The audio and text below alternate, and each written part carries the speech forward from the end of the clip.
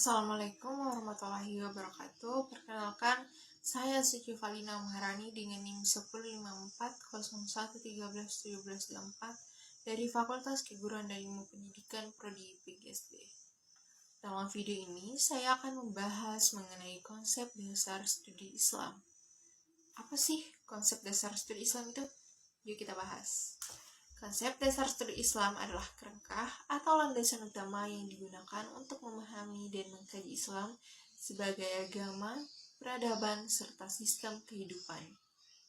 Studi Islam sendiri merupakan kajian akademis yang mempelajari berbagai aspek dari agama Islam, mencakup aspek teologis, historis, sosiologis, budaya, dan hukum.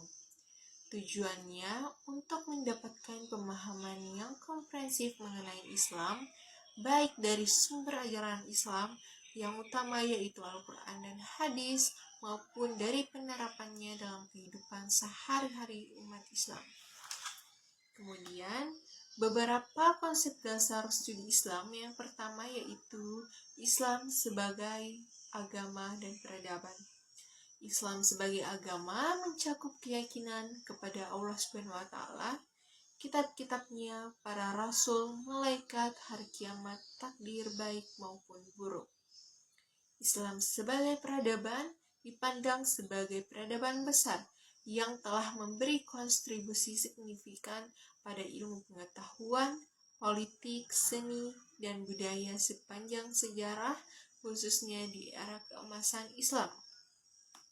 Kemudian sumber utama dalam studi Islam, Al-Quran, yaitu merupakan firman Allah SWT dan merupakan sumber utama ajaran Islam.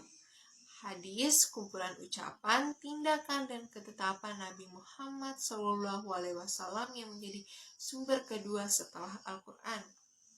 Kemudian yang ketiga ada pendekatan dalam studi Islam, yaitu pendekatan normatif, teologis, pendekatan historis, pendekatan sosiologis, antropologis,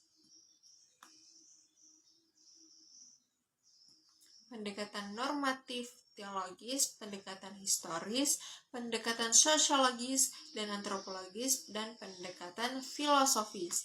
Kemudian bidang-bidang kajian dalam studi Islam yaitu ada teologis Islam atau biasa disebut dengan akidah, yaitu mengkaji ketuhanan, keimanan, dan keyakinan dalam Islam.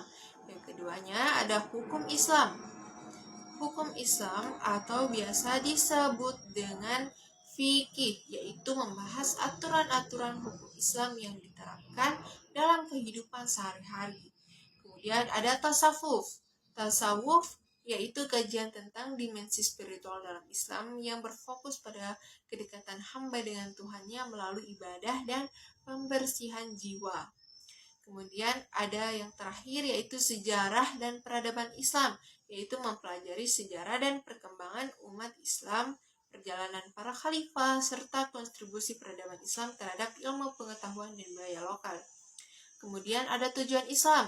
Tujuannya yaitu memahami ajaran Islam secara mendalam dan menyeluruh, mengkaji relevansi ajaran Islam dalam menghadapi tantangan zaman modern.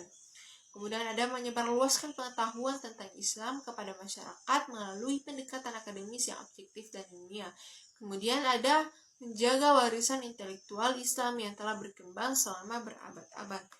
Kemudian yang terakhir, metode penelitian dalam studi Islam, yaitu ada metode tafsir, penafsiran Al-Quran untuk memahami maknanya sesuai konteks dan zaman. Kemudian ada metode syarafah hadis, penjelasan dan kajian kritis terhadap hadis untuk memahami makna dan relevansinya.